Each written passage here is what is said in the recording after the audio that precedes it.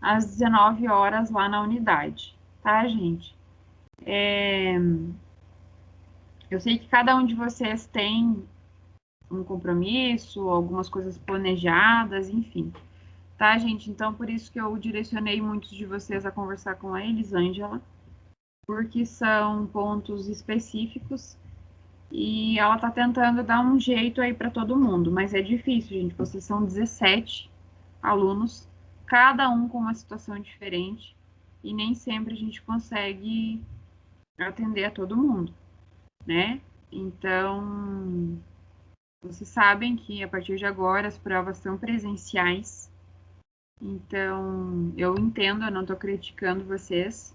Eu entendo que problemas acontecem, tá? Mas saibam que a partir de agora as avaliações são presenciais. É importante que vocês venham fazer, tá?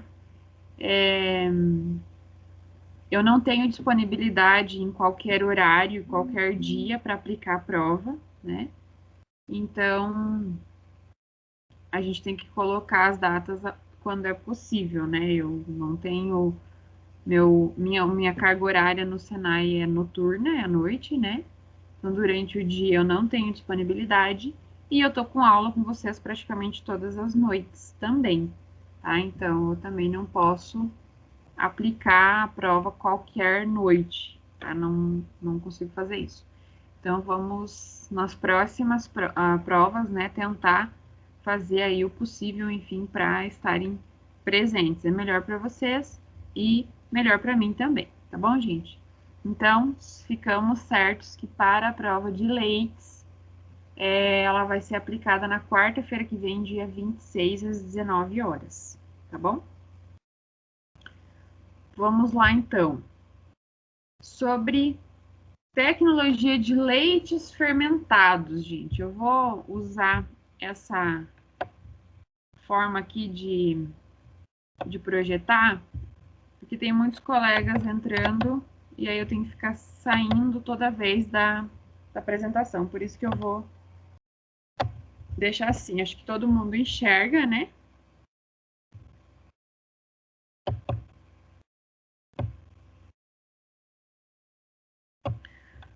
Ah, e uma outra coisa, pessoal, antes de eu iniciar.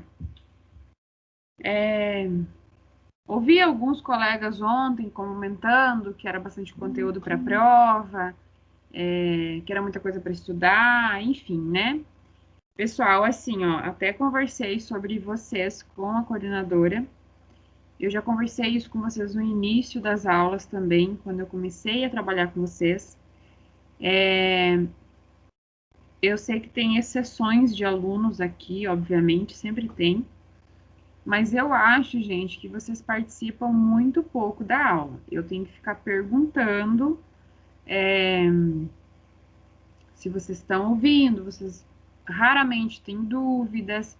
Isso me preocupa um pouco, né? Até ontem eu não corrigi as provas ainda, eu só dei uma olhada meio por cima, assim.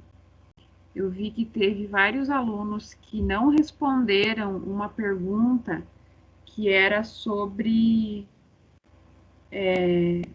a produção de leite sem lactose.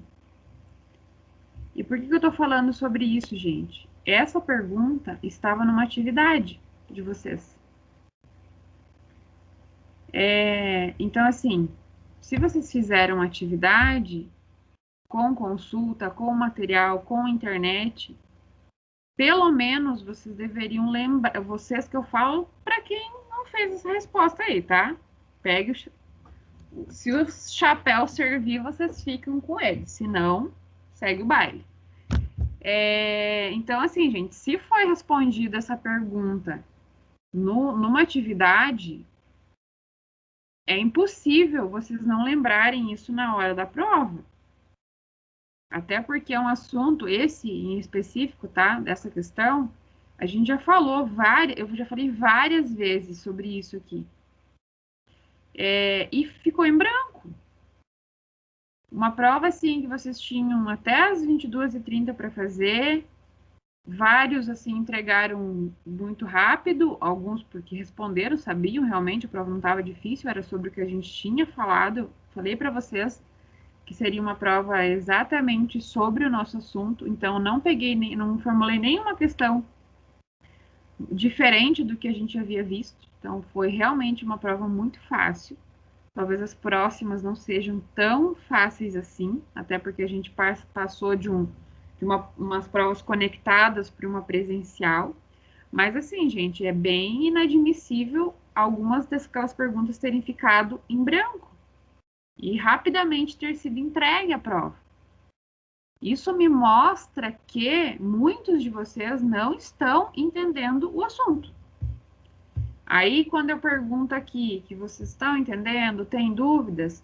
Gente, raramente tem dúvida. É normalmente os mesmos. Alguns até vêm conversar comigo no privado, porque realmente ficaram com dúvidas e ok, ótimo. Agora, quem está falando que está tudo certo, que não tem dúvida, que está falando, que está assistindo a aula lá no YouTube, eu estou vendo que não está, as visualizações lá são baixíssimas. A quantidade de visualizações lá, gente, eu tenho controle disso, eu consigo visualizar isso. São muito menores do que a quantidade de alunos que faltam nas aulas, sabe? Então, assim, vocês me falar que vocês estão entendendo, estão sem dúvidas, é uma coisa. Agora, não estar com essas dúvidas é outra bem diferente, né? Eu vou avaliar vocês pelas provas também, não é só isso, né? Mas como eu vejo uma interação muito pequena de vocês aqui, infelizmente vocês vão ser avaliados por isso. E eu bem me lembro no início da aula, nos primeiros dias de aula, que um dos pontos importantes que vocês falaram para a qualidade de aulas conectadas era a interação entre professores e alunos. Então, assim, gente, tem momentos das aulas que eu, inclusive, deixo algumas perguntas no ar, algumas situações, e vocês não prestam atenção, vocês não tiram aquela dúvida durante a aula, vocês nem prestam atenção nisso.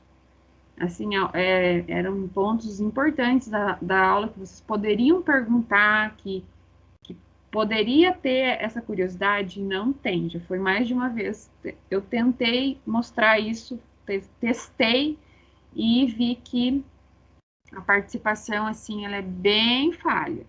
Então, gente, eu não sei até quando que nós vamos continuar com aulas online, né? Então, assim, é uma preocupação que tem que ser de vocês.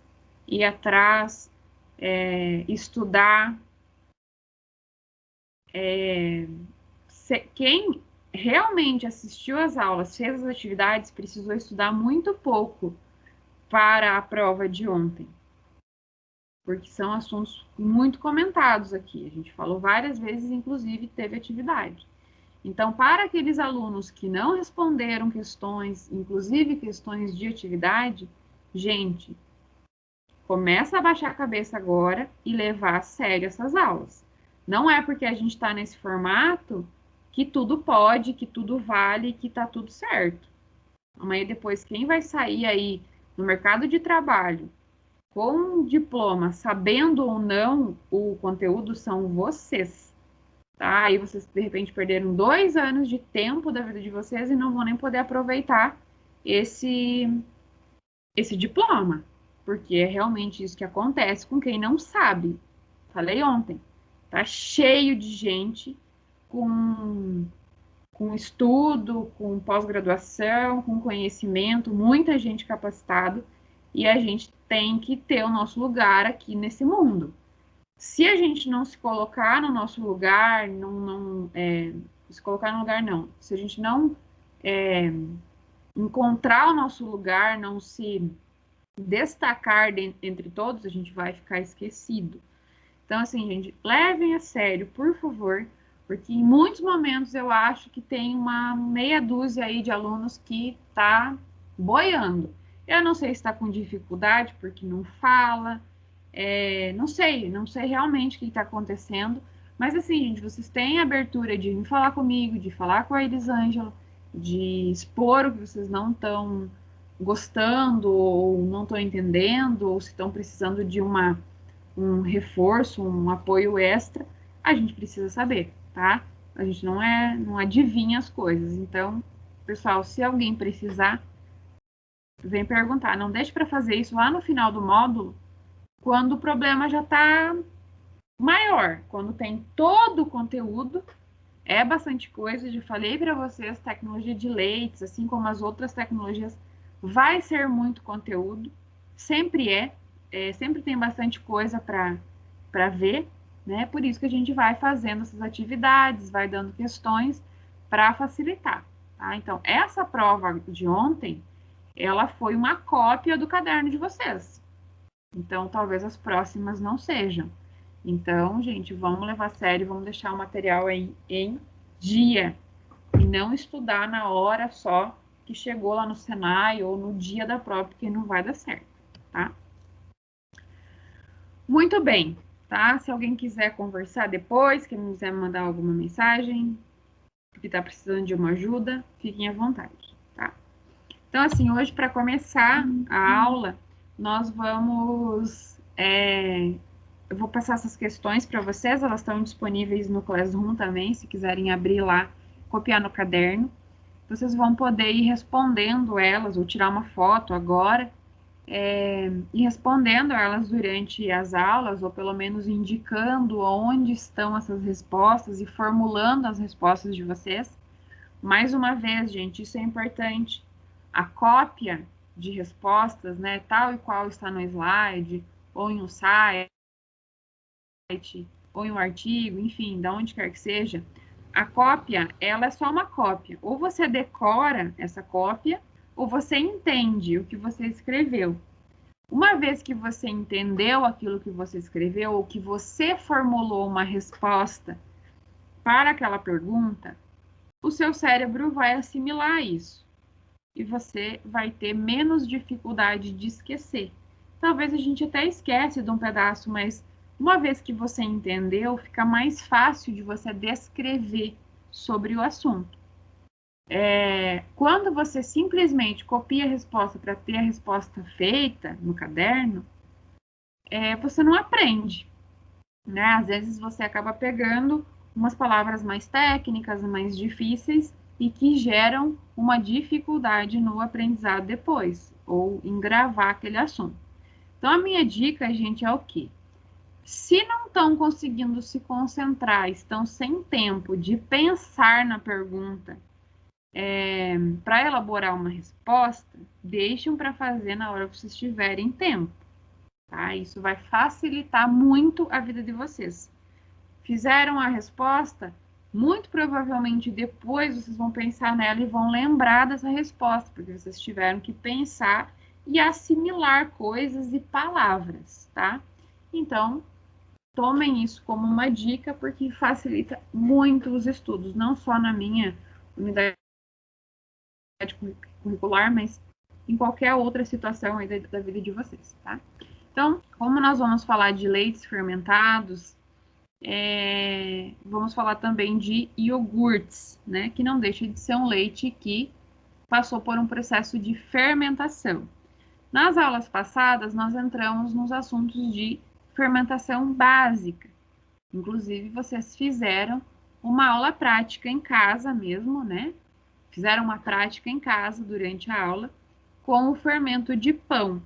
Então, isso serviu para vocês já terem uma ideia de como o processo fermentativo acontece, tá? Então, aqui vocês vão responder: como podemos conceituar iogurtes, quais os tipos de iogurtes, as propriedades do iogurte. Vão descrever resumidamente o processo de fabricação. Resumidamente, gente, por quê?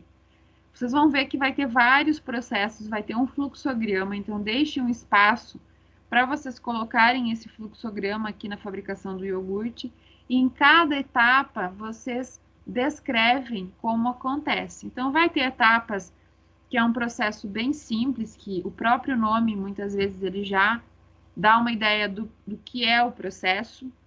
Por exemplo, filtração. Filtração é um processo que filtra. Não há necessidade de estar descrevendo uma explicação para a filtração, por exemplo. Mas talvez vai ter etapas que vai precisar aí de um exemplo, de uma explicação. Então, façam um esquema no caderno de vocês, onde tem espaço para vocês explicarem, resumidamente. Quais os micro-organismos, né, as bactérias lácteas, utilizadas no processo de elaboração do iogurte, e explicar como vai acontecer o processo de fermentação. Isso são assuntos que nós vamos falar agora sobre isso, tá? Então, deem um print aqui na tela, ou tirem uma foto, ou abram o Classroom, e aí vocês podem ir respondendo essas perguntas no caderno de vocês, tá? Então, inicialmente, a gente vai começar a falar sobre definição. Aqui, gente, definição, nós vamos encontrar isso sempre, se vocês prestarem atenção nas minhas aulas, nas que já passaram e nas próximas que virão, eu sempre trago uma definição. Por quê? A definição, gente, ela está prevista na legislação. É de acordo com a legislação o que é aquele produto. Então, hoje nós temos uma variedade de produtos aí derivados de leite. Então, o Ministério da Agricultura, a Anvisa, por exemplo, né, quando é produto de origem animal, o Ministério da Agricultura, ele define o que se entende por leite, o que se entende por queijo, o que se entende por requeijão e assim por diante. Aqui nós estamos falando de leite fermentado, aquele leite que passou por um processo fermentativo. Isso tem que ser destacado porque esses produtos eles são provenientes tanto de leite de vaca, leite de cabra, leite de búfala e assim por diante. Então, o Ministério da Agricultura ele já descreve sobre um determinado produto de acordo com da onde esse leite é proveniente, né? De qual animal. Às vezes pode ser de qualquer animal, às vezes é específico de um animal, às vezes específico de outro. Então, por isso que a legislação traz essas definições. Então, no caso dos leites fermentados, a legislação diz que entende-se por leite fermentado os produtos adicionados ou não de substâncias alimentícias obtidos por coagulação e diminuição do pH, adicionados ou não de outros produtos lácteos, por fermentação láctea mediante ação de cultivo de micro-organismos específicos. Então, aqui ele está dizendo que o leite, ele vai sofrer um processo de acidez, que é onde ocorre a coagulação das proteínas e a diminuição do pH. Esse leite fermentado, ele vai poder ou não conter outros produtos lácteos, então é indiferente se conter ou não, pode ou não conter, né? A legislação permite. Ocorre fermentação láctea, tá? Então, dentre as fermentações que a gente estudou, obrigatoriamente para um leite ser chamado de leite fermentado, deve ter acontecido essa fermentação láctea mediante a ação de micro-organismos específicos para essa finalidade, tá? Essa é a definição para um leite fermentado. Então, se eu perguntar para vocês lá numa prova, o que é leite fermentado? Vocês podem responder isso, que é um produto, podem resumir isso, né? Obtido por coagulação e diminuição do pH, adicionado ou não de produtos lácteos, né? Essa informação ela pode existir ali numa resposta resumida ou não. E obtido por fermentação láctea mediante a ação de cultivos de micro-organismos específicos, tá? Então, isso aqui já define leite fermentado. Então, no caso da fermentação, ela vai ser um conjunto, né, de trocas ou decomposição químicas produzidas pela atividade dos micro-organismos em um alimento. A fermentação láctea, principalmente, né, é obrigatória no processamento de leites fermentados, com participação de bactérias lácticas no processamento do iogurte, na coalhada e no leite cultivado e outros produtos. no processo de fermentação vai ter uma ausência ou uma baixa concentração de oxigênio. Então, essas bactérias que vão ser utilizadas para essa fermentação láctica vão ser bactérias chamadas de anaeróbias. Anaeróbias é quando não há a presença de oxigênio, elas conseguem se desenvolver. Aeróbias é quando precisam da produção, da presença de oxigênio no meio, senão elas vão acabar morrendo. Quais são os tipos de leite fermentado? Então, nós temos disponível aí no mercado e talvez muitos desses vocês já tenham experimentado. Então, inicialmente, temos o iogurte, que é sobre ele a aula hoje. Também se tem o leite fermentado ou leite cultivado, que pode ser chamado. O leite acidófilo ou acidofilado. O kefir, que é bastante conhecido. Kumis, que também é um leite fermentado. Se eu não estou enganada, é um leite proveniente de éguas, se eu não estou enganada, é isso. E eles utilizam para fazer uma bebida. E a coalhada. Esse kumis eu não tenho bem certeza se é isso, mas acredito que sim, acho que eu não estou enganada. Bom, nós vamos falar inicialmente então sobre o iogurte, bastante consumido, bastante conhecido. O iogurte, né, ele vai ser obtido através da fermentação láctea e vai utilizar duas espécies de micro-organismos sobre o leite integral desnatado ou o leite padronizado. Provavelmente na semana que vem eu vou fazer uma prática com vocês vão fazer em casa, eu vou passar certinho os ingredientes, depois que nós terminarmos os assuntos de leite fermentado, e vocês vão fazer um iogurte em casa, tá? Mas aí vai ficar para a semana que vem. Provavelmente na segunda-feira eu mando uma mensagem para vocês dizendo qual o produto que vocês têm, né? Mas no final da semana vocês vão precisar ter, eu sei que eu me lembro agora, é leite e iogurte natural, tá? Aí vocês vão produzir iogurte. Depois vocês podem colocar o sabor, enfim, que vocês desejarem.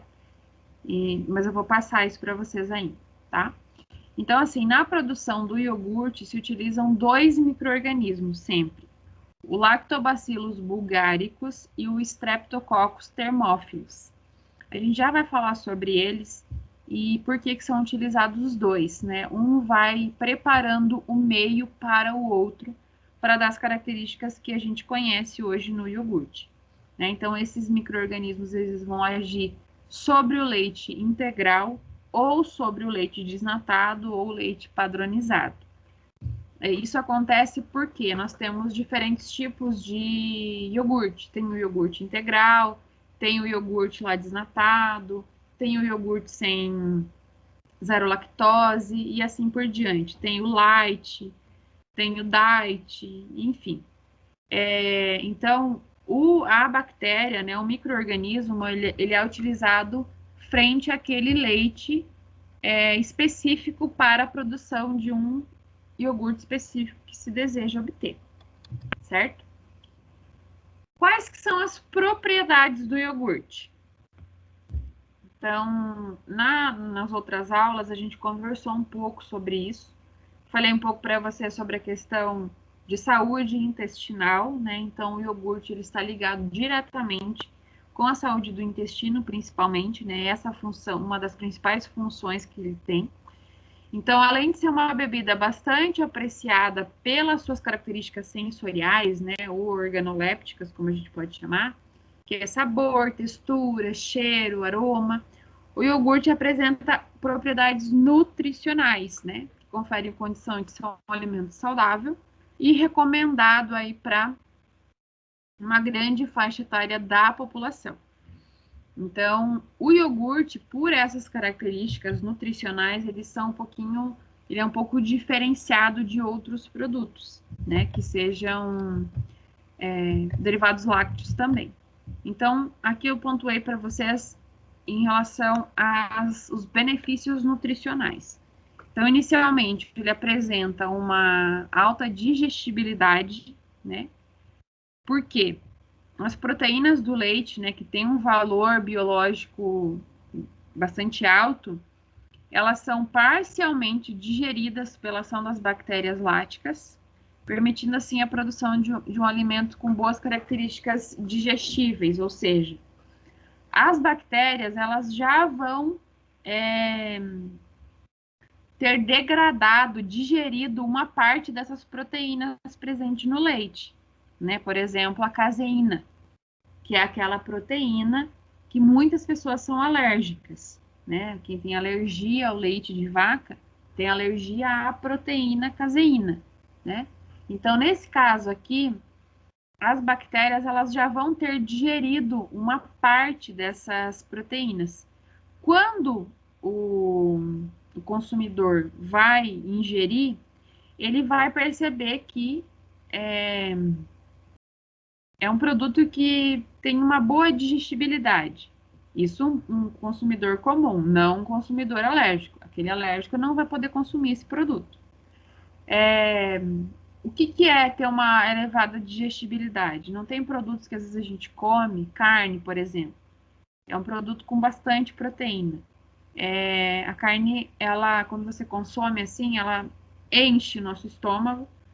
É um produto que demora para ser digerido. Então, a gente, muitas vezes, dependendo da quantidade e a característica dessa carne, a gente sente que está meio estufado, né? Com o estômago cheio. E isso vai passar ao longo de algumas horas só. Por quê? Porque ele tem uma digestibilidade mais lenta, mais baixa. Já temos outros alimentos, né? Por exemplo, saladas, né? Que tem bastante fibras, enfim. É um alimento que você come e você percebe que logo você tá ok, assim, não fica com aquela sensação de muita saciedade. Por quê? Porque tem uma digestibilidade alta também. Isso acontece com o iogurte. O iogurte também pode ser consumido por pessoas intolerantes à lactose.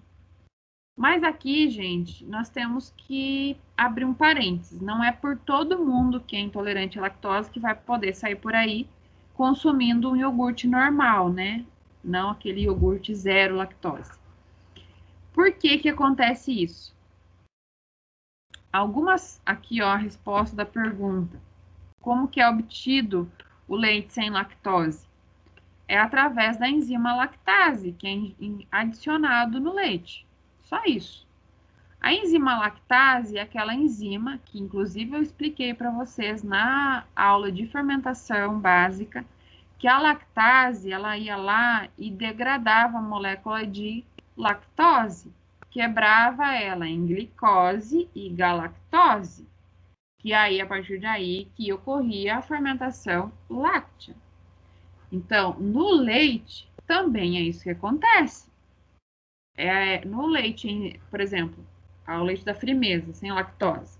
É um leite enzimado, porque é adicionado a enzima lactase, a enzima vai lá, degrada todas as moléculas de lactose, quebra todas elas, quebrou a molécula de lactose, ela vai formar glicose e galactose.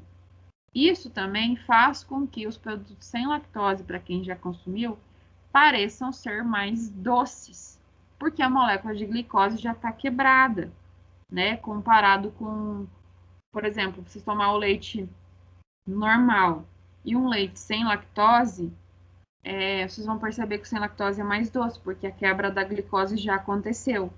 No leite normal, a quebra da lactose vai acontecer dentro do nosso sistema digestivo. Por quê? Pessoas normais que não tenham problemas com lactose, tem a enzima lactase no sistema digestivo. Aí a enzima vai ali e quebra a lactose que a gente consumiu. As pessoas que são intolerantes, também são pessoas normais, né?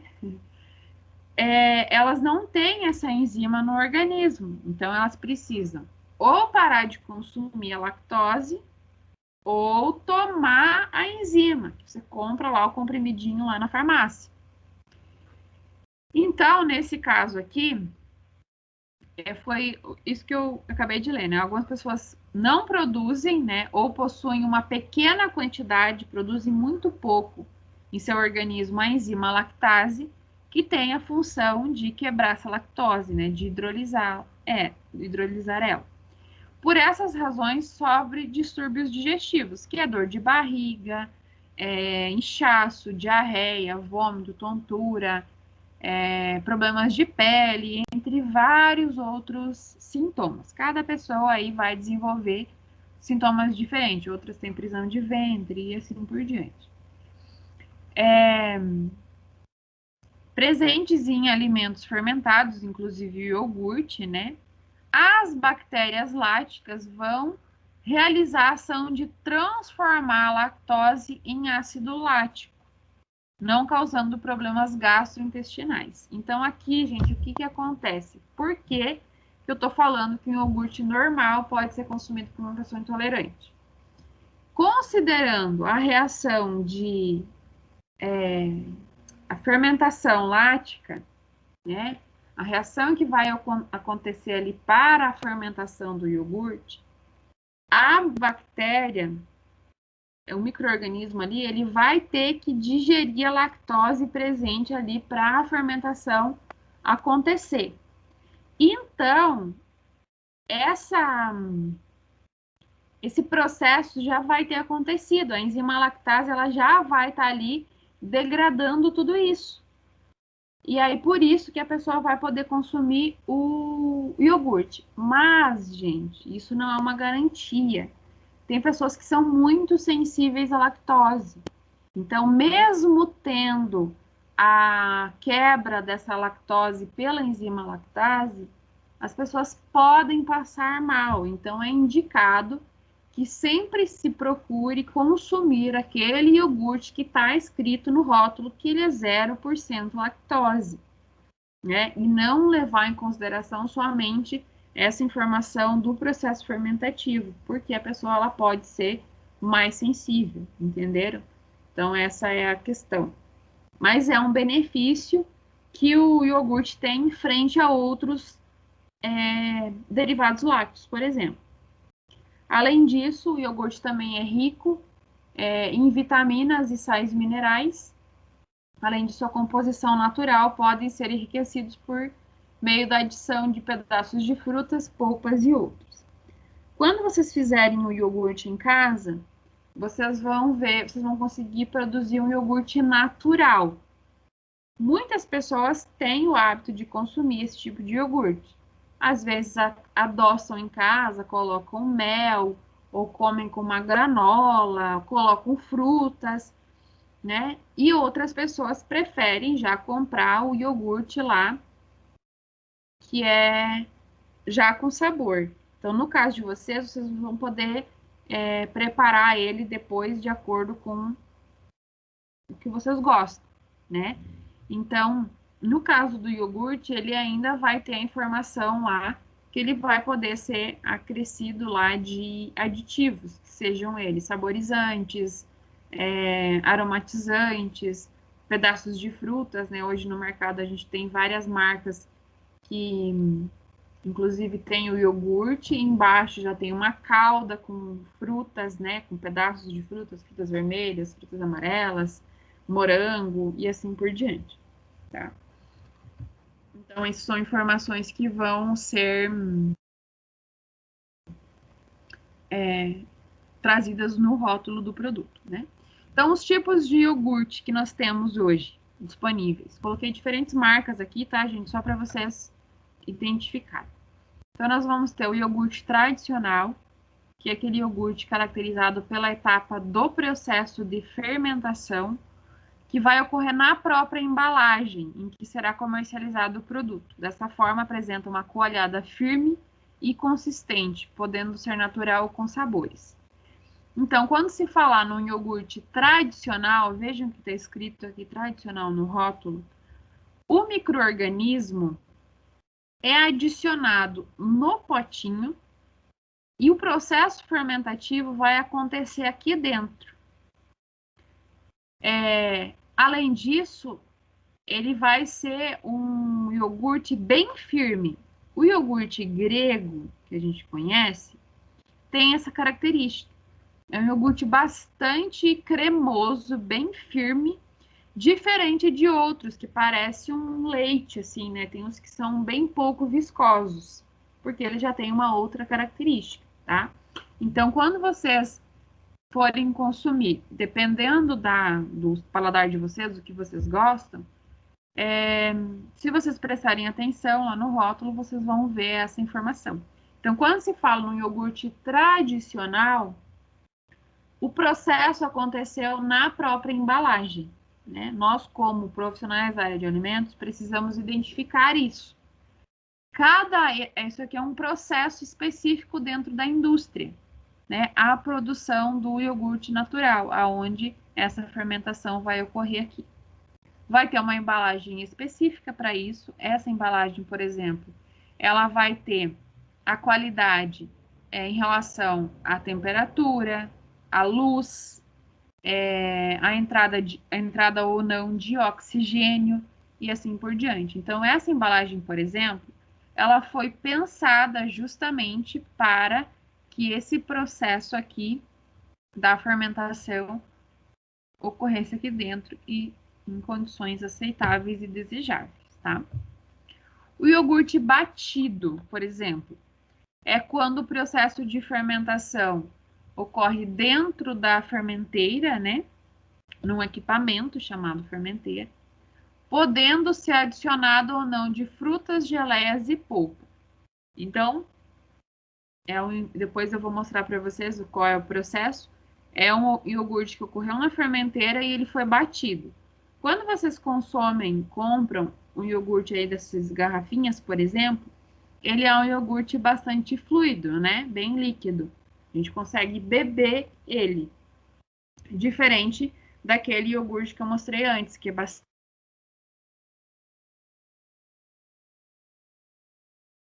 Temos o iogurte líquido.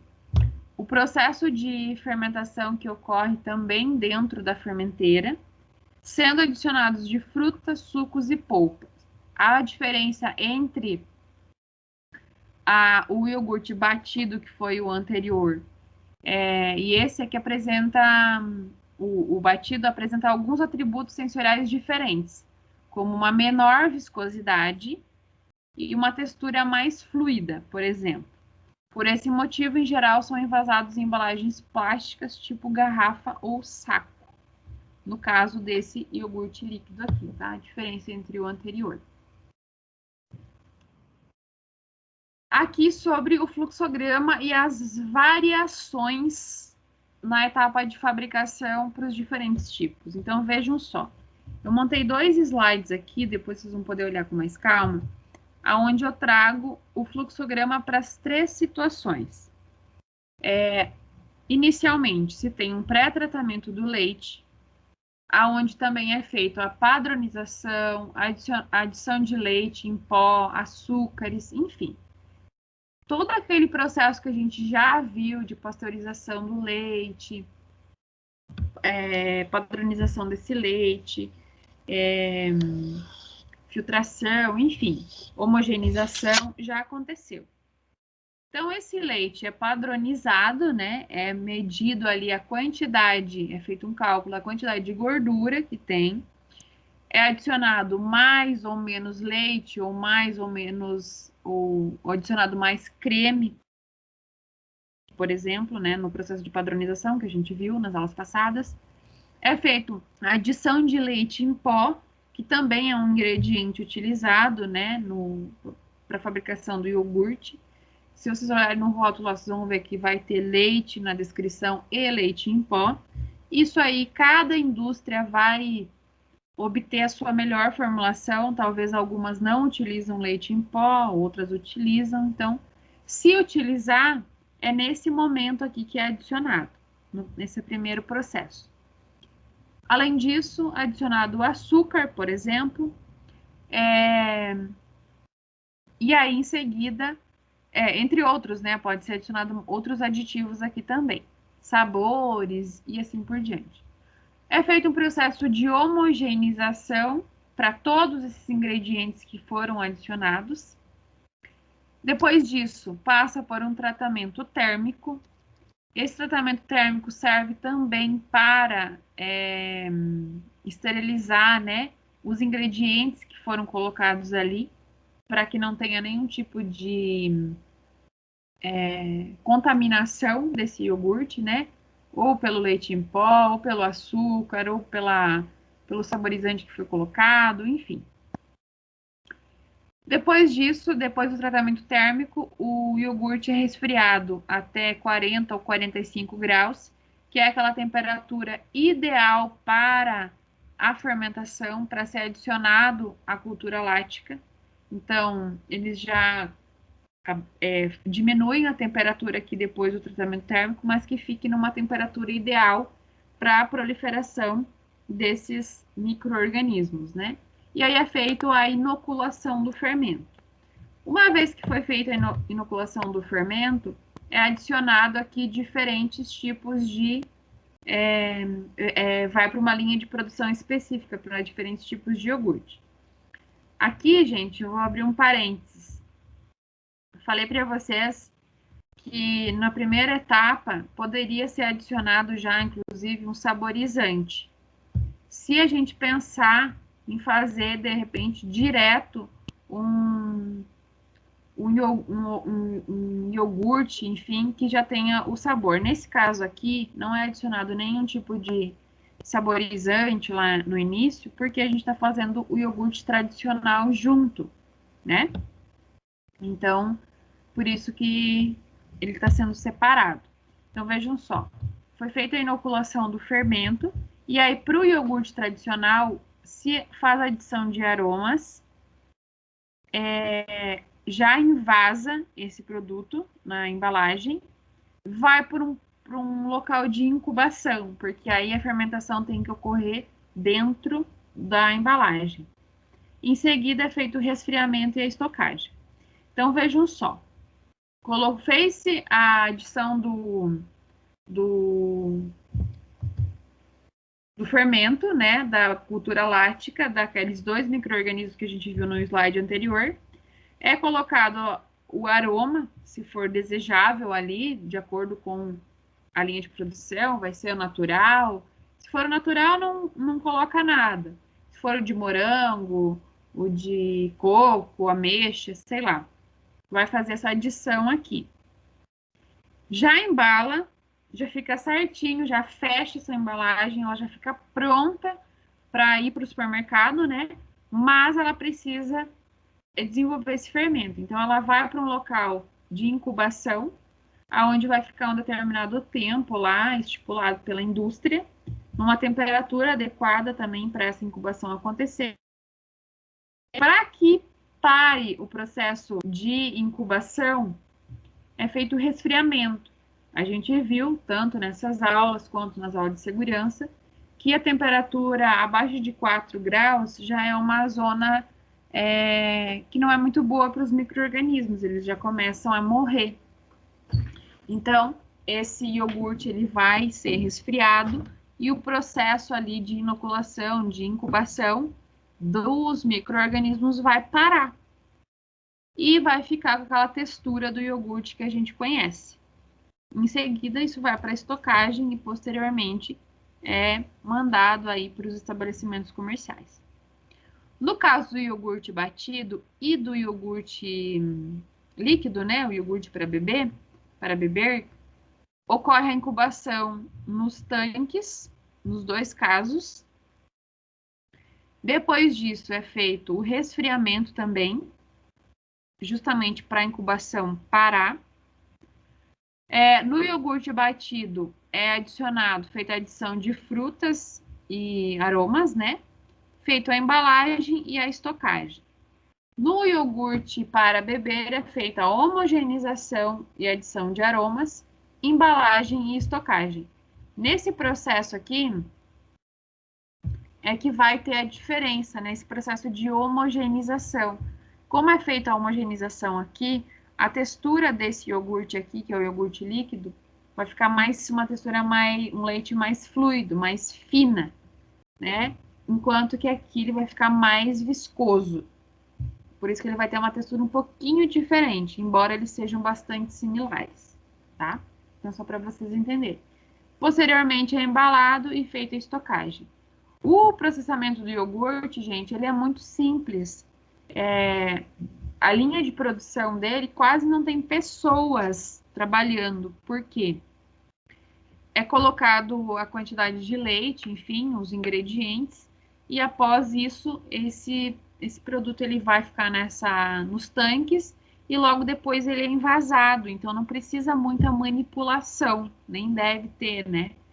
Então, as principais etapas vão ocorrer ou dentro do tanque ou dentro da própria embalagem. Então, aqui a grande questão é selecionar a matéria-prima com qualidade, adicionar o micro-organismo, né, que seja de qualidade e que seja o micro-organismo que vai dar uma característica bastante interessante no iogurte, que é o que a gente já conhece. Já existe esses micro-organismos já estão pré-selecionados, né? E aí vai da indústria mesmo adquirir esses micro-organismos com qualidade. E ter um controle de qualidade ideal do leite. Quando eu fiz estágio, não sei se eu já contei isso para vocês, quando eu fiz estágio que eu estava na faculdade, eu fiz no Laticínios, lá no Rio Grande do Sul, em Santa Maria. E numa das vezes veio uma carga de leite, então era feito todas as análises físico-químicas, mas a de antibióticos não era feito sempre. E numa dessas vezes não foi feito, e o leite foi para o processamento de iogurte e um tanque inteiro teve que ser jogado fora porque ele não coagulou, foi adicionado os micro-organismos e não virou iogurte, porque era um leite que tinha antibiótico. O antibiótico, ele mata o micro-organismo, obviamente, né? E aquilo tudo teve que ser descartado. Então, às vezes acontece, não é para acontecer, né? Por isso que tem todos os testes lá, tem que ter uma procedência, enfim, do leite, né? Todas as análises feitas inicialmente. Se não, é um problema aí e tudo aquilo teve que ser descartado.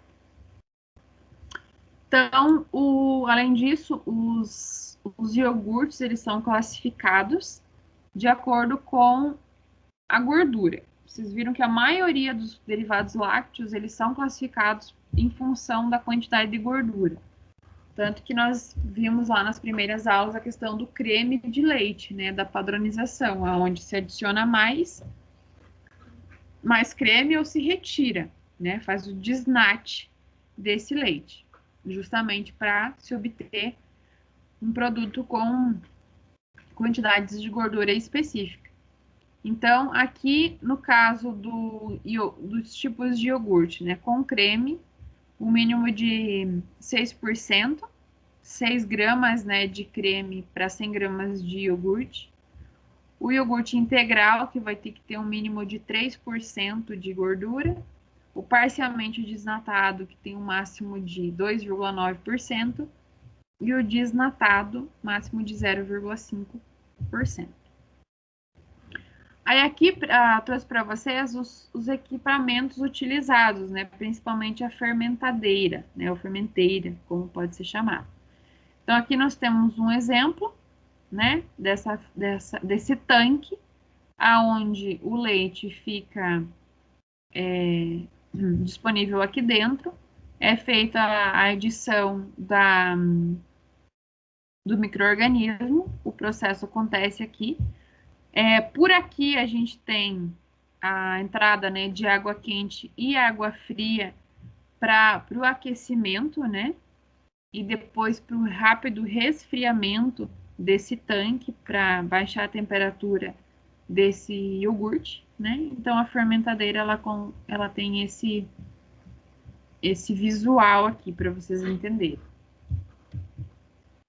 Qual é o fluxograma, né? As etapas da fabricação. Então, a gente já falou um pouquinho sobre isso anteriormente. Aqui novamente. Então, se tem, desde o início, a recepção do leite, a etapa de formulação do iogurte, a homogeneização, né, e o tratamento térmico. Posterior a isso, a fermentação, onde ocorre a inoculação do fermento ou do micro-organismo, né?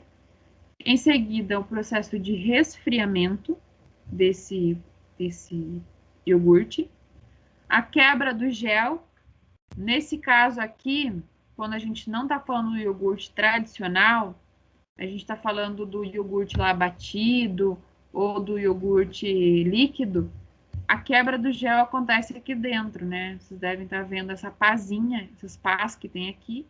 Então, ocorreu o processo de fermentação, baixou a temperatura, vai ocorrer aqui um processo dessa quebra desse gel, porque o gel é o quê? É grandes coágulos. É aquela textura que a gente vê no potinho de iogurte grego, por exemplo. Vai ter essa textura aqui dentro também, mas a gente quer envasar esse iogurte numa garrafinha, por exemplo. Então, esse gel é quebrado, ou seja, essas pás vão começar a se movimentar, vão mexer esse iogurte e, consequentemente, quebrar o gel. Aí é feita a adição de aromas, envase e armazenamento. Cada indústria aqui poderá utilizar, às vezes, uma certa diferença no fluxograma. O momento em que coloca o aroma, o momento em que coloca os pedaços de frutas. Tem iogurtes que tem pedaços de fruta dentro do iogurte mesmo, né, misturado com ele. Aquele exemplo que eu dei, acho que a Frimeza tem, se eu não me engano, eu sei que a Vigor tem também, que é uma camadinha de calda e de fruta na parte de baixo do potinho. Então, muito provavelmente, eles fazem o quê?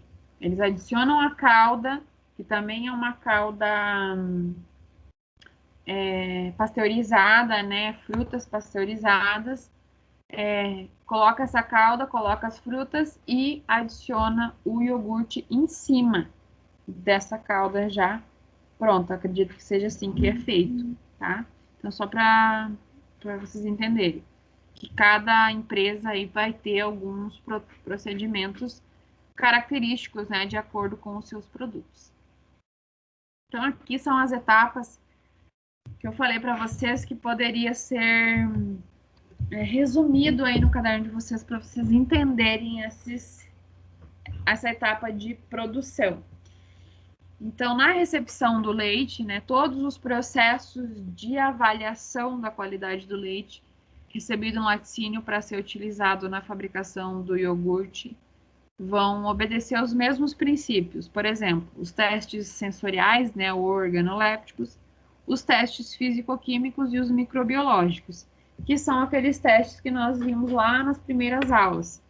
Densidade, acidez, peroxidase, testes de microbiológicos, né, para ver se não tem nada contaminado e assim por diante.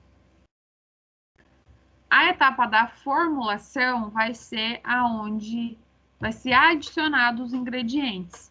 Então, aqui, gente, cada empresa também, cada marca tem a sua formulação específica. Isso muitas vezes não, sempre é um segredo da indústria, porque ela tem aí sabores específicos, né? Tem algumas marcas que têm um produto muito bom, que tem uma qualidade, né, melhor do que as outras. E isso é uma característica da empresa. Então, a gente consegue ler lá no rótulo os ingredientes que vão, mas a gente não sabe as quantidades. Isso é da própria empresa, né? Ela não tem que sair aí divulgando, senão todo mundo ia ter o mesmo produto. Então, é que existe essa competição. Uma tem um produto muito bom e ela conseguiu desenvolver aquilo. Mas tem algumas regras para isso. Eu posso utilizar o que eu quiser dentro do meu iogurte? Sim, desde que aquilo esteja previsto na legislação. Então, por exemplo, aqui, aditivos, né? Posso utilizar açúcares, né? No caso, açúcar refinado ou açúcar cristal, que tenha de 8 a 15% do volume do leite. Conservantes. Posso utilizar sorbato de potássio, desde que eu utilize uma quantidade de 0,04%. Estabilizantes, 0,03%. Espessante, 0,2%. Então, aqui tem, na legislação, se vocês forem lá na legislação do mapa, vocês vão ver que quais são os ingredientes que podem ser utilizados. Daí, dentro de estabilizantes, vai ter uma lista de estabilizantes, porque existem uma infinidade deles. E cada estabilizante desse, cada tipo, vai ter a quantidade que pode ser utilizado. Então, por exemplo, eu optei em utilizar o citrato. Essa é a quantidade que eu posso utilizar na minha formulação. Ou usar menos, né? Até essa quantidade. Espessante, eu vou usar carragena, 0,2%. Mas por algum motivo eu testei a goma xantana e ela foi muito melhor. E quanto da xantana que eu posso usar? É 0,2%? Não sei, tem que ir lá na legislação e verificar o que ela diz, se pode ser isso ou não. Então, assim, esses aqui são ingredientes aprovados, né, legais, que podem ser utilizados sem nenhum problema. Fora isso, os demais ingredientes que queiram ser utilizados também vão estar na legislação. Por exemplo, calda de fruta ou pedaços de frutas, posso utilizar? Pode, vai ter uma legislação lá, uma normativa lá dizendo que pode ser utilizado. Então, vai estar descrito lá também. E aí, a indústria vai descrever tudo isso, porque o consumidor ele precisa saber quais os ingredientes que tem lá dentro, por uma infinidade de motivos. Primeiro, que você tem que identificar, é uma lei, né, de mostrar tudo que tem ali. Eu posso ser alérgica, intolerante, enfim, a algum ingrediente, ou simplesmente não quero consumir um produto que tenha, por exemplo, açúcar. Não quero. Então, eu tenho condição de olhar o rótulo e falar, não, isso aqui tem açúcar, eu não quero. Ou, isso aqui tem tal conservante, esse conservante eu não posso consumir. Ou eu não quero, eu não posso, tenho alergia, sei lá. Aí eu não consumo. Por isso, tá ali descrito, tá? A próxima etapa é o processo de homogeneização, né, e tratamento térmico, que é a pasteurização. Então, depois da formulação, onde todos os ingredientes foram adicionados, essa mistura vai seguir, né, por tubulações e vai passar pelo homogeneizador e pasteurizador. Então, vai pasteurizar todos os ingredientes, como eu falei para vocês, não só o leite. Então, nesse processo, qual que é a vantagem da pasteurização e da homogeneização? Melhorar a consistência e o sabor, diminuir a perda de soro, impedir a formação de sobrenadantes, ou seja, de gordura ali que se separe do leite, né? Então, por isso é feito um processo de homogeneização para todo mundo ficar junto na mesma fase. Proporcionar o aumento da digestibilidade da parte lipídica, né, de gordura, do produto no organismo. Então, essa etapa é importante para isso, para unir, né, homogeneizar todos os ingredientes que foram utilizados e eles constituírem uma única fase desse iogurte. Além disso, a etapa do tratamento também tem como objetivo, obviamente, né, destruir micro-organismos patogênicos e desnaturar a proteína do soro, que é a albumina e a globulina, melhorando as propriedades do leite, como substrato para as bactérias da cultura láctea que vai ser adicionado, né? Outra vantagem é assegurar que o coágulo do produto fermentado seja firme e impedir ou reduzir a formação de cinerese, que é a separação da massa do produto do soro de leite no produto final. O que é essa cinerese, gente? Quando vocês comprarem, né, forem no mercado e comprarem um iogurte, Vou dar o exemplo do iogurte grego, que é um que dá para perceber bem. Ou até mesmo os outros iogurtes. O que é a cinerese? É quando você abre o iogurte, tira aquele papel alumínio que tem em cima, e você verifica que existe um iogurte ali que é aquele coágulo, e existe às vezes uma aguinha por cima ou dos lados. Em algumas marcas a gente percebe isso muito mais visível, em outras menos. Isso é um processo chamado de cinerese, cinérese, aonde tem essa separação da massa do produto do soro de leite, né? O que tem ali em volta é um soro. Isso não é muito desejável que aconteça, não é nada desejável. A gente não gosta de abrir um iogurte e ter aquelas duas fases, né? Então, o processo de homogeneização e o tratamento térmico, eles impedem também que ocorra essa cinérese. Ela faz com que fica todo mundo juntinho ali e você abre o iogurte e você tem uma única fase. Não tem nenhum líquido sobrando ali naquele pote. Depois é feita a etapa de fermentação, que é onde ocorre a inoculação do fermento lático. Então, após o tratamento térmico, esse leite vai ser transferido, né, para tanques de fermentação. Nesse momento, essa temperatura vai ter que estar ali entre 40 e 45 graus no máximo, que é uma temperatura ideal para a adição dos micro-organismos. Uma temperatura mais alta pode fazer com que esses micro-organismos morram. Então, logo em seguida, que é naquela fermentadeira que eu mostrei para vocês na imagem anterior, tá o leite lá, foi adicionado o fermento. Então, na sequência do processo, a mistura contida nessa fermentadeira, né, ou também ela pode ser chamada de iogurteira, vai ser submetida em agitação constante por um período de 2 a 4 minutos, naquelas pás, para melhor distribuir o fermento, a massa, né, ou seja, para que todo aquele leite tenha contato com esse micro-organismo. A concentração de fermento que é adicionado vai ser de 1 a 3% da quantidade de leite. Então, aí, cada marca de micro-organismo para iogurte vai descrever a melhor quantidade. Esse micro-organismo ele vem dentro de um saquinho, como se fosse o fermento de pão que vocês utilizaram semana passada. E aí é colocado uma quantidade, né? Quem faz pão aí coloca um tanto lá de fermento para aquela quantidade de massa que vocês têm disponível. A mesma coisa acontece para o fermento do iogurte. Então é colocado lá de 1 a 3% mais ou menos, ou conforme o fabricante indica, para um melhor resultado.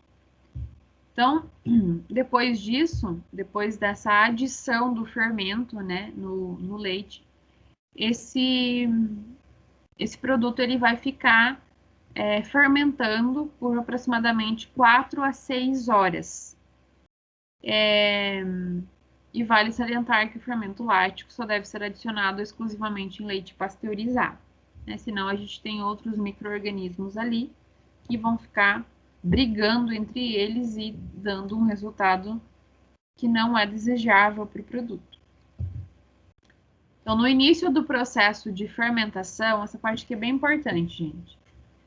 O pH do leite ele está próximo da neutralidade, ou seja, um pH próximo de 7, 6,7 a 6,8 aproximadamente. Essa condição aqui do pH, próximo do neutro, ele favorece o crescimento, né, numa quantidade maior da bactéria Streptococcus thermophilus, que é um daqueles que a gente viu anteriormente. Essas bactérias vão fazer o quê? Elas vão desenvolver-se e vão preparar as condições, né, produção de ácido fórmico e ácido pirúvico, né, para começar a acidificação e diminuir o pH do meio para ocorrer o desenvolvimento dos lactobacilos bulgáricos. Então, vejam só. O lactobacillus bulgaricus, que é o micro-organismo que vai ser adicionado posteriormente, né, no processo, na produção do iogurte, ele vai ser o responsável, né, pelo sabor e o aroma característico do iogurte.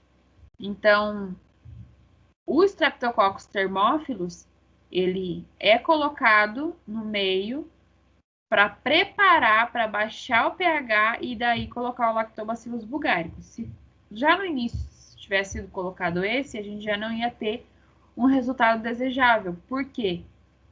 O pH ia estar mais alto e ele seria mais sensível a esse pH. Então, adiciona um, ele prepara o meio, depois adiciona o outro, né? Então, com o prosseguimento da fermentação lática, os lactobacilos hidrolisam certas proteínas que fornecerão ao Streptococcus os peptídeos, né, e os aminoácidos essenciais, que são as proteínas ali presentes. A continuação do seu desenvolvimento. Nesse momento, é considerado como uma ocorrência de simbiose entre os micro-organismos. Então, esse termo simbiose é quando nós temos dois micro-organismos que trabalham juntos, né?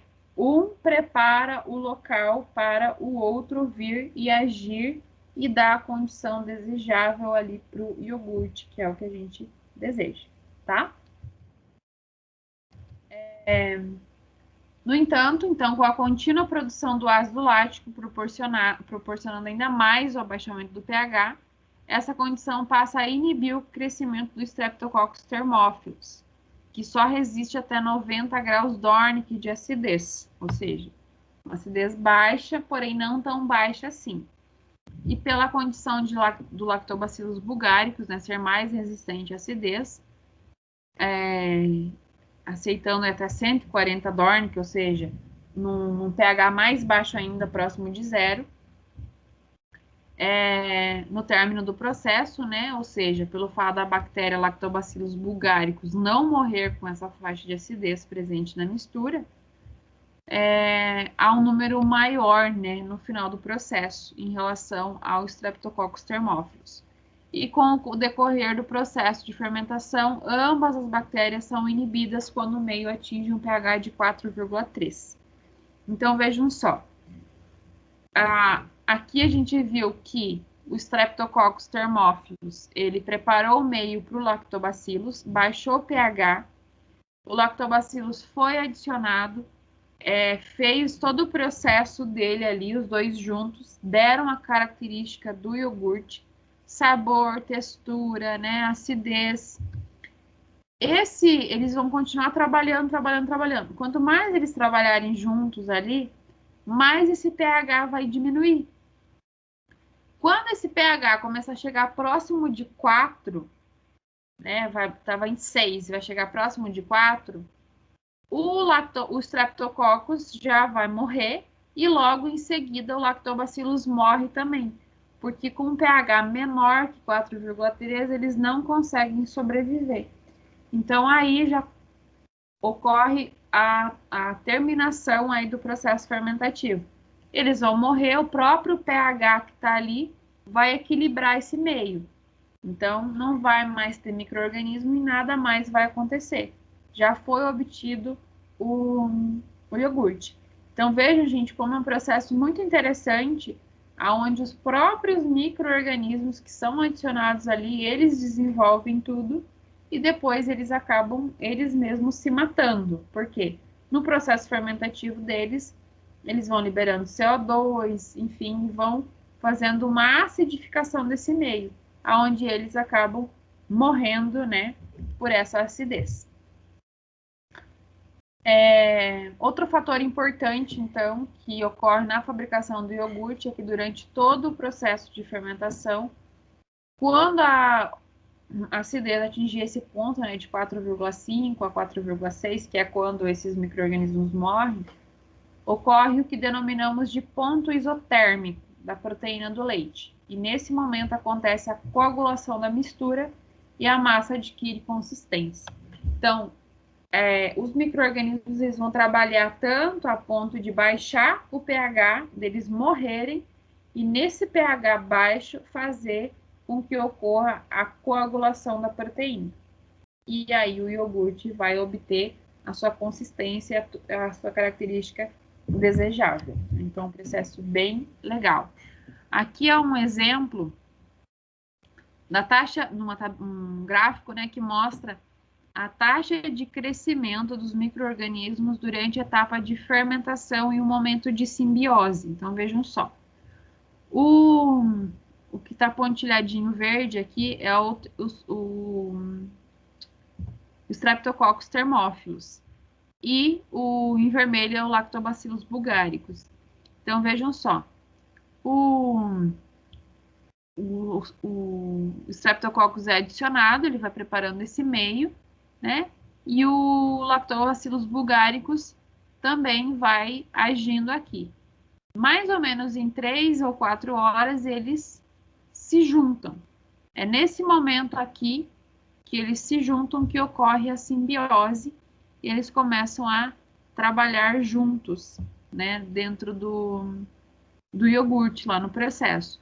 Que aí logo em seguida eles vão morrer, vai parar o processo aí fermentativo. Aqui eu trouxe um exemplo para vocês sobre os fermentos lácticos utilizados, né? Falei para vocês que vem num pacotinho ou ainda num pote, depende a marca e o fabricante. Normalmente esses são produtos importados, né? Alemanha, enfim, outros países que não são o Brasil. Então, o Brasil compra esses produtos que são selecionados, né? Com uma qualidade alta para ter produtos de qualidade aqui também. Além disso, esse fermento lácteo ele também pode ser preparado na própria fábrica a partir do leite de excelente qualidade, esterilizado e adicionado de culturas puras. É isso que vocês vão fazer quando nós fizermos o iogurte. Vocês vão preparar em casa. A partir de um iogurte natural, vocês vão conseguir produzir o iogurte de vocês lá com leite, 1 litro de leite. E a partir daí, vocês vão sempre produzindo. Quem já fez iogurte em casa, ou o próprio kefir, sabe que vai sempre renovando isso. Foi aquilo que a gente conversou até na aula passada. O Só me perguntou sobre o fermento de batata, e a gente foi falando sobre isso. Né? Então, a indústria ela pode fazer isso também, mas para ter uma qualidade sempre igual e ser mais fácil esse processo, a indústria acaba importando esse fermento. E depois disso, então, do período de incubação, com essa duração de 4 a 6 horas, esse produto ele vai ser submetido, né, ao resfriamento na própria fermenteira, passando então de 42 graus para 10 graus, e esse processo vai ocorrer lentamente, né, não de forma brusca, e ocorre aí num tempo de aproximadamente 1 hora do período que terminou a inoculação até o resfriamento. E pede-se, né, que não faça bruscamente esse resfriamento para que não ocorra uma retração dessa coalhada e deu problema de dessoramento, ou seja, que forme também aquela água em torno do iogurte. Então, por isso, um resfriamento lento. Essa etapa aqui, então, do resfriamento, ela é considerada um PCC, um ponto crítico, né? Na aula de segurança, logo a gente vai entrar nos PCCs.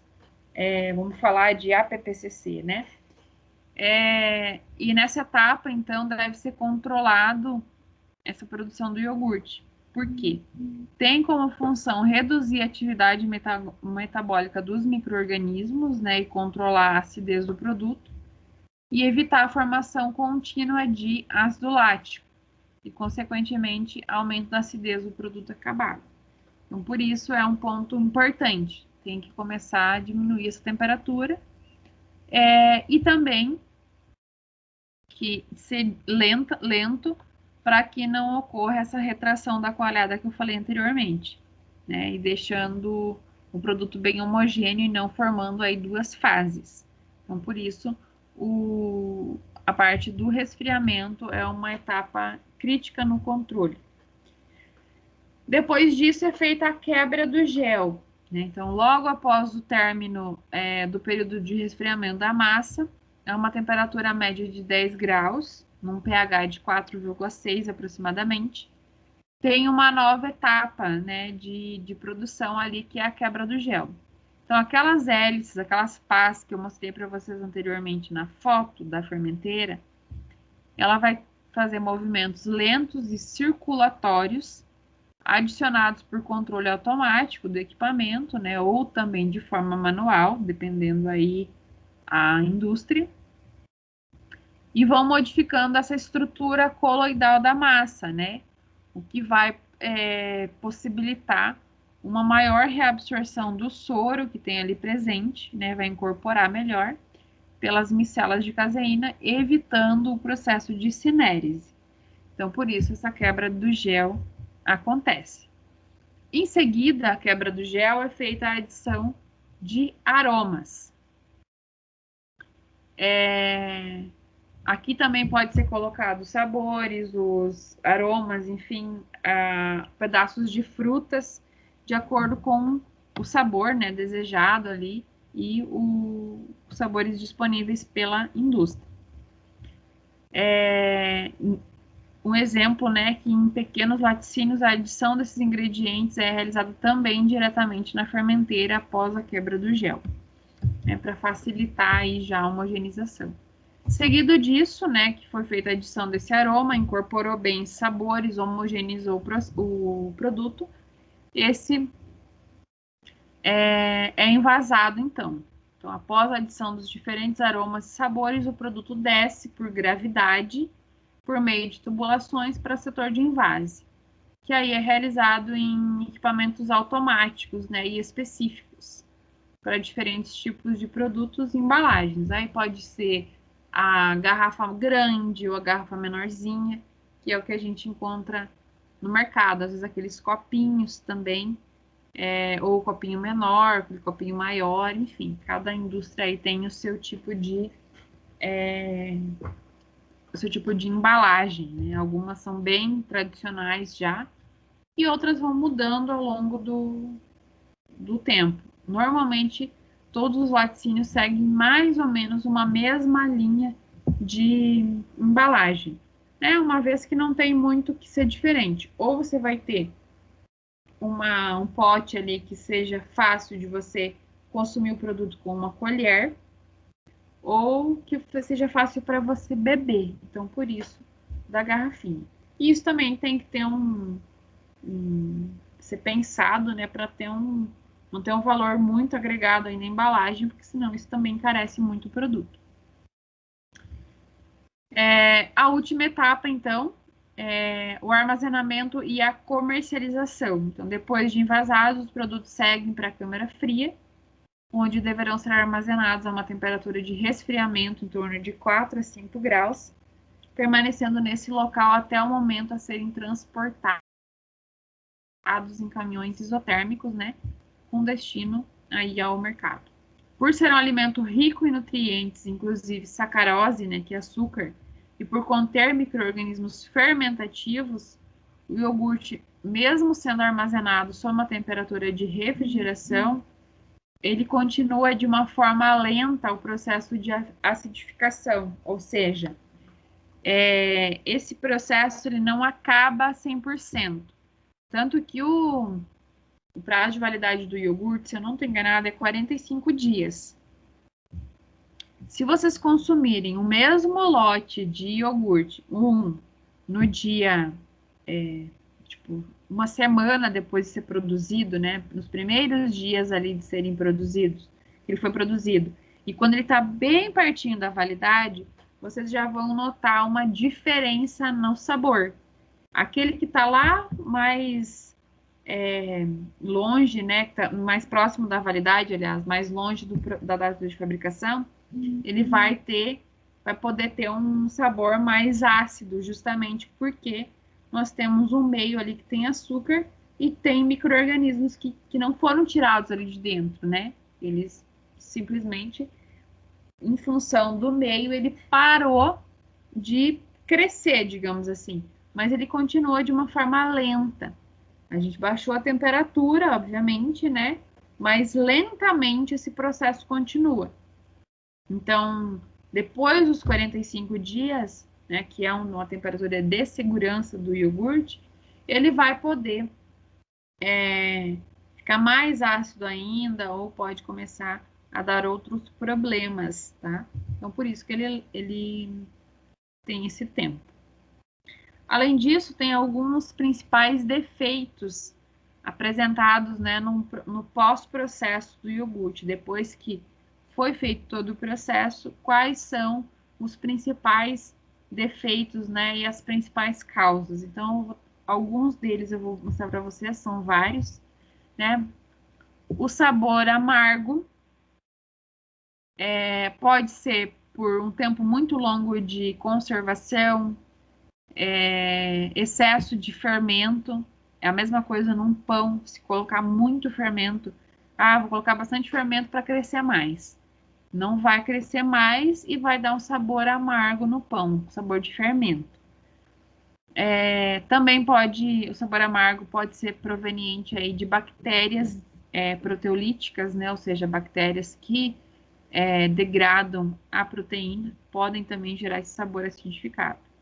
Gosto de bolor, contaminação, né, por bolores também. Aqui é uma questão importante, naqueles iogurtes que utilizam frutas, pedaços de frutas dentro, ter o cuidado dessas frutas estarem extremamente sãs e bem classificadas, né? Uma vez que o morango, por exemplo, já venha com bolor, esse bolor vai passar para o iogurte, né? De repente ele foi mal selecionado, mal higienizado, vai estar passando o bolor que estava no morango para o iogurte. Logo, o iogurte vai ficar com sabor de bolor, enfim, vai ter que ser jogado fora. Se tiver um sabor de malte, por exemplo, pode ter uma contaminação por leveduras. Um sabor metálico, o excesso de conservante, sorbato de potássio. Lembra que a gente falou anteriormente que existia uma legislação e uma porcentagem a ser utilizada, né, previsto na legislação? Uma quantidade maior também vai conservar o produto, né, mas vai dar um sabor muito presente de fermento. Vocês já compraram pão fatiado, por exemplo? Tem uns pães fatiados no mercado que ele tem uma fragilidade gigante. Quando você abre o pacote, você sente um cheiro diferente, que não é um cheiro de pão especificamente. É um cheiro do quê? Do conservante que é utilizado. Tanto que você deixa aquele pão. Todos vocês já devem ter percebido isso. Compre um pão caseiro lá que a vizinha faz. 2, 3, 4 dias, dependendo a temperatura do ambiente, se está muito quente, o pão já está todo mofado. Pega um pão no mercado, fatiado lá, ele dura meses, se bobear, dentro de um armário e ele não estraga, né? Então, aquele cheiro que a gente sente, cheiro do conservante. Mesma coisa pode acontecer no iogurte. A ausência de sabor e aroma pode ser um desequilíbrio dos micro-organismos que foram adicionados. No período de incubação também pode não estar adequado. Baixa acidez, né? Utilizando uma pouca quantidade de fermento. Ou um período de incubação muito curto também, não deixou chegar na acidez desejável. Ou um excesso de acidez, uma taxa de fermentação muito alta. Então, veja que aqui tem que ser equilibrado. Tem que ter a quantidade de micro-organismo correto, o tempo correto, mais ou menos, vai influenciar na qualidade. A rancidez, né? Pode ocorrer uma contaminação por bactérias lipolíticas, né? Bactérias de gordura que dão esse sabor rançoso. Um sabor de oxidado, né? Por uma proteção, uma má proteção da luz. Vocês já devem ter visto, prestado atenção, que quase todas as embalagens dos iogurtes, se não todas, são em material que não são transparentes. As garrafinhas normalmente são brancas e, além disso, ainda tem aquele plástico em torno delas. Os potinhos também não são transparentes, a maioria deles são com material mais branco, que tem um controle da luz, né? Serve para qualquer alimento que contenha gordura, né? A presença de luz não é muito interessante. Sabor de cozido e queimado em função do tratamento térmico, né? Muito severo, temperaturas muito altas. Sabor de gordura é quando o teor de matéria gorda, a padronização lá tem mais gordura do que deveria ter. Cinérese, né, ou decantação, é aquela separação do coágulo com o líquido, né, que eu falei para vocês. Isso acontece por uma má fermentação, pode ser um defeito do fermento, uma temperatura de incubação muito elevada, agitação do iogurte, baixo teor de matéria seca, enfim, uma má incorporação de frutas ou polpa de fruta, ou um abaixamento muito rápido da temperatura depois da inoculação, são vários os problemas. Além disso, produção de gás, colônias na superfície, são por contaminação microbiológica, né, que vão dar essa característica no produto, né, característica de estragado. Falta de firmeza, né, uma pouca quantidade do fermento, uma má incubação também, um leite com mamite, né, um leite contaminado, ou um iogurte muito líquido, que também não é desejável, pode ser fermento de má qualidade, má incubação, frutas ou aromas, né, não concentrados o suficiente, e uma textura arenosa, que parece que você está consumindo areia ali junto com o iogurte, é porque pode ter sido um aquecimento muito alto, tem uma textura granulosa, né, os ingredientes, enfim, acidificação irregular também ou muito fraca, podem gerar esses defeitos. Então vejam que o processo em si do iogurte ele não é difícil. É um processo bem simples, são ingredientes que são adicionados mais o fermento. Mas que em praticamente todos os defeitos apresentados são referentes a um problema na fermentação, né? Então, embora sejam poucos processos, durante o processo fermentativo, ele precisa ser bastante controlado em relação a tempo e temperatura, principalmente. É isso que vai dar a qualidade aí do iogurte. Certo, gente? Conseguiram entender o processo produtivo do iogurte? Ficou claro para vocês cada uma das etapas?